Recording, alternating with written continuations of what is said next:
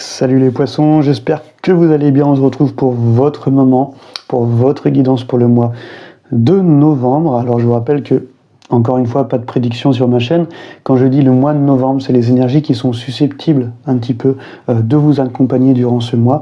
Mais le tarot n'a pas pour but, il n'a pas été conçu pour ça, pour prédire l'avenir. Il est conçu en fait pour pouvoir éclairer un petit peu votre moment présent, ouvrir une porte un petit peu sur votre inconscient et d'être un petit peu dans cette introspection, voilà, pour pouvoir se réaliser, pour pouvoir s'écouter, pour se réaligner, se développer, être en fait dans cette évolution en fait, car tout est cyclique et tout est en perpétuelle évolution. Et malheureusement, l'être humain, des fois, il aime stagner et rester un petit peu sur ses croyances et il a du mal à avancer, voilà, parce que ça le sécurise. Alors donc là, on va partir tout de suite, mes amis les poissons. On va aller voir un petit peu votre état d'esprit du moment, ok. Donc positionnez-vous envers les énergies en fait qui résonnent en vous seulement, et cela va vous permettre d'alimenter les énergies que vous souhaitez nourrir et voir dans votre quotidien, ok. Allez, c'est parti. On va aller voir votre état d'esprit du moment, l'énergie que vous portez. Hop. La première carte, ça va être un petit peu l'énergie que vous incarnez, vraiment sur le moment présent. La seconde, ça va être un petit peu la carte conseil, l'influence positive ou la carte en opposition. Et derrière, on a, en troisième, on va avoir le déploiement de cette énergie, vraiment si vous nourrissez les bonnes énergies et vous écoutez le conseil un petit peu du tarot. Okay. Donc là, on a le numéro 13. Vous êtes dans une énergie en fait de faire table rase du passé, de vous débarrasser des choses qui ne vous conviennent plus. Il y a une sorte de... On se débarrasse de l'ancien pour dégager la voie au nouveau.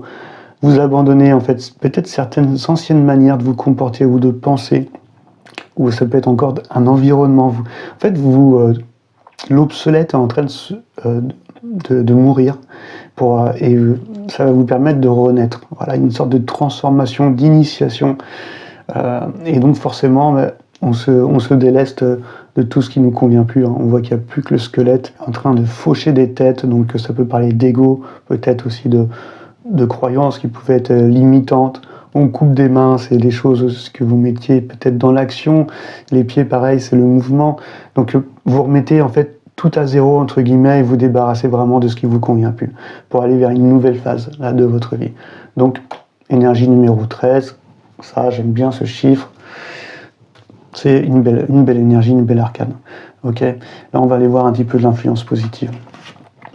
L'influence positive, donc là, on va le voir comme une arcade en opposition, parce qu'on passe du 13 au 7, mais elles sont tout de même liées. On voit qu'en fait, il y a ce côté de vouloir un petit peu, d'unir un petit peu deux aspirations. En fait, le chariot, il a ce côté, on a envie de s'engager, on a envie d'avancer, mais pour ça, il faut conduire d'une main ferme. Il faut savoir un petit peu gérer ces deux chevaux. On voit qu'ils n'avancent pas forcément dans le même chemin. Donc là, on peut le voir comme si il y avait un cheval, c'était un peu vos aspirations matérielles. Voilà. Et le cheval de gauche va être un petit peu vos aspirations spirituelles. Et ce que le tarot nous transmet, c'est qu'il faut à la fois satisfaire les aspirations matérielles et à la fois satisfaire les aspirations spirituelles. C'est pour ça que le tarot n'a pas été trop aimé par l'Église, parce que en fait, si on écoutait justement que ce petit ange au-dessus de la tête et puis que nos belles pensées, on n'aurait qu'un seul cheval. Et là, en fait, on s'est incarné sur Terre pour vivre justement les plaisirs de l'incarnation. Donc il faut à la fois satisfaire ses plaisirs, ses désirs, tout ce qui touche à la matière, mais aussi se satisfaire, voilà, ce qui est un peu plus élevé, un peu plus avec un peu plus de valeur, un peu plus spirituel à nos yeux. Et c'est ces deux parties de nous qu'il faut mener vers le même chemin. Donc il y a un certain contrôle à avoir, voilà, pour entreprendre ce voyage, que ces deux chevaux s'entendent, et pour aller à l'action. Voilà. Et pour ça, sachant qu'elle est en opposition, peut-être qu'on va vous conseiller d'aller à l'action, d'être dans ce contrôle, cette maîtrise de vous-même, et ne pas avoir peur d'avoir ce dynamisme pour féconder quelque chose de nouveau. Okay, donc peut-être que pour certains, un chariot, c'est un transport aussi. Il y a à côté aussi pas avoir peur de transmettre un message, de dire des choses, de se déplacer pour certains, d'aller en voyage pour entreprendre quelque chose. Donc à vous de vous positionner encore une fois face aux énergies pour voir dans quel domaine cela résonne, si c'est professionnel, sentimental ou familial ou autre. Okay, donc gros côté l'envie d'aller vers le succès, mais pour ça il va falloir avoir une certaine maîtrise et puis équilibrer voilà, ces deux parts en vous, voilà, pour les mener sur le même chemin. Et derrière, on va avoir le déploiement de cette énergie. Ok. Et dans le déploiement de cette énergie, on voit que ça va vous mener forcément, peut-être par affronter certaines de vos peurs, voilà, certaines choses en fait qui sont encore dissimulées, qui sont cachées. Le 18, c'est vraiment les mystères féminins, c'est le féminin cosmique. Il y a un côté, c'est toutes les choses qui sont un peu dissimulées, cachées. Il y a une sorte, peut-être que voilà, le fait de mener vers votre succès et de maîtriser un petit peu ces deux chevaux pour les mener vers un but commun, eh ben, ça va vous permettre peut-être d'aller vers un certain éveil. Comme si qu'il va y avoir une révélation profonde en fait. Donc peut-être qu'on va vous appeler aussi à affronter encore des peurs. Ça va peut-être passer par une sorte de voyage émotionnel. Peut-être que, mes amis les poissons, vous êtes dans une énergie qui va vous mener vers une sorte de voyage émotionnel, mais qui va vous permettre surtout de vous éveiller, en fait, de savoir ce qui est essentiel pour vous, d'affronter vos dernières peurs. On voit que vous faites table rase un peu du passé et vous débarrassez de ce qui ne vous convient plus. Donc, il y a une sorte d'intériorité, d'écouter votre intuition, une sorte de vision intérieure qui vous permet de prendre conscience sur pas mal de choses avec cet arcane de la Lune. Okay, donc n'ayez pas peur d'examiner votre part d'ombre, voilà, s'il y en a, comme tout le monde, et soyez dans cette réceptivité, justement pour entreprendre ce voyage émotionnel, et puis de mettre la lumière peut-être sur les choses à révéler, des fois en fait, certaines peurs, certaines mauvaises croyances ou mauvaises habitudes, des fois nécessitent juste de mettre la lumière dessus, d'être spectateur, d'être observateur, pour pouvoir s'en libérer et puis échanger soit ses habitudes, soit sa croyance, ou soit tout simplement se libérer de cette peur. Okay, allez, on va aller voir un peu plus en profondeur vos 4 éléments, les poissons. On va commencer par la terre. Après, on va faire l'eau, l'air et le feu. Ok. Allez, c'est parti pour l'élément de la terre. Pour ceux qui sont intéressés, pour savoir à quoi correspond chaque élément, c'est indiqué en description sur la vidéo. Hop, je ne vais pas le répéter à chaque fois. Donc là, on est dans le 3 de bâton. Ok. Donc le 3 de bâton est tombé dans son côté lumineux. C'est l'expansion, c'est l'ouverture. Nouvelle perspective.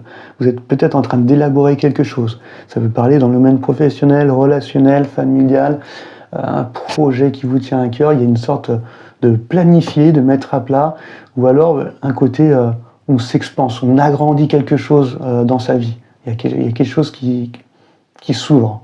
Voilà. Et donc là, on est dans le côté, on est dans l'élément de la terre, donc c'est le concret, c'est le matériel. Il y a une sorte de croissance et de réalisation. Et ça peut être dans le domaine familial. Des objectifs qui sont en train d'arriver, il y a les premiers résultats, il y a la naissance de quelque chose. Il y a un progrès, en fait, mais qui est concret. Voilà. Et donc, aujourd'hui, vous pouvez élargir vos possibles. Okay, donc, positionnez-vous vraiment face à cette énergie, parce que c'est une belle énergie, et planifiez les choses, soyez dans cette expansion, d'avoir cette nouvelle perspective pour aller vers accueillir, en fait, cette ouverture, ces nouvelles naissances, ces progrès pour aller vers des nouvelles possibilités, voilà, tout simplement. Ok. Donc, belle énergie d'ouverture. On va aller voir maintenant l'élément de l'eau. Oh, il y en a trop. Ah, vous êtes trop émotionnels, les poissons aussi. C'est ça le problème. J'en veux une. Je vous rappelle que vous pouvez avoir une petite guidance privée où forcément on va approfondir chacun des éléments et puis poser des intentions. Et là, on est sur du 5 d'épée. Ok, il y a un changement. Et là, ça touche dans le domaine émotionnel. Donc le 5 d'épée, son énergie qu'elle dégage, c'est qu'il y a un tri. Il y a encore un tri mental. On voit qu'il y a un truc du fait de clarifier des choses et de faire un tri dans son esprit. Et puis, c'est vraiment nouveau point de vue, en fait. Il y a des leçons qui ont été apprises. Ok, on met la lumière sur nos conneries, s'il y en a, hein, ou des croyances enfermantes, ou des peurs qui nous bloquaient. Et on a compris la leçon, on a mis la lumière dessus. Voilà. Et aujourd'hui, on s'en libère. On a envie de quelque chose de nouveau. Le 5, il est là pour ramener l'étincelle, pour aller au changement. Okay, et donc, là, on est dans l'élément de l'eau, donc tout ce qui est le domaine sentimental. On a envie peut-être de parler, d'avoir des paroles sincères avec l'être aimé, ou alors avec un ami, ou alors avec la personne avec laquelle on a envie de construire quelque chose, mais envie d'avoir des paroles sincères pour apaiser, en fait, pour mieux se comprendre, il y a un côté douceur à s'apporter dans une relation, ou peut-être de dire une vérité, parce qu'on voit qu'il y a révélation peut-être avec la lune, et peut-être dans le domaine sentimental, il y a peut-être une vérité qui doit sortir, voilà, qui va permettre de... C'est une vérité qui libère, mais qui ne doit pas blesser en même temps. Donc dans certains cas, c'est pas toujours simple. En tout cas, l'honnêteté, c'est toujours la meilleure des choses à faire. Et donc, peut-être qu'il y a le côté oser parler, en fait, tout simplement avec le cœur. On va vous appeler à aller dans cette communication, d'avoir des paroles sincères, et puis d'apporter cette douceur, cet apaisement. Et s'il y a des vérités qui doivent éclater et qui doivent blesser la personne en face, c'est pas grave parce que vous êtes aligné, en fait. Et la personne en face le comprendra tant que vous êtes dans cette sincérité. Et le but, c'est aussi de vous libérer, vous, et d'être dans cet apaisement.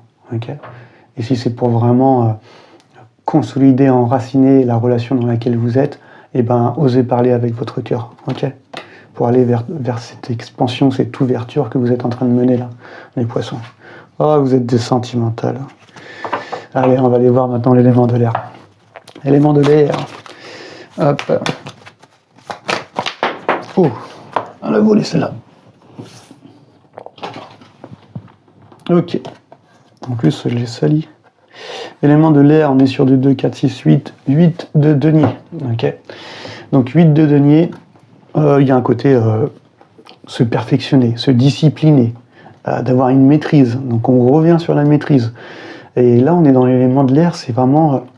tu peux parler de la communication, de vos paroles, mais aussi de vos pensées, de vos idées, vos croyances.